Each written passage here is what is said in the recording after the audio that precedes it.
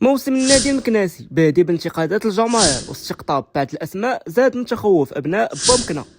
من بعد موسم ما كان سهل على ممثل العاصمه الاسماعيليه، الجماهير كانت كتسنى تغييرات كبيره على مستوى القرارات التسييريه والتقنيه. التعاقد مع البرتغالي باتشاو ما كينقصش من حجم خوف الجماهير على مستقبل القدام في ظل غياب انتدابات من حجم النادي اللي قدروا يبينوا فيه الفريق بوجه مختلف على الموسم اللي فات اللي كانت فيه بزاف ديال العشوائيه. الحدود الساعة أبرز الصفقات كانوا هما الثلاثي الفاسي محمد أعنان، حمزة الجناتي وأنس السنيتي، بالإضافة لمحمد سريدة وتجديد العربي الناجي.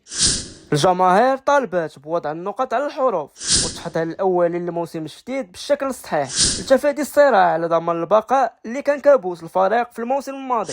الصفحة الرسمية للفريق عرفت بدورها العديد من الانتقادات خلال الأسابيع الماضية من طرف الجماهير بحجة عدم تقريبهم من صفقات النادي ولائحة مغادرينه.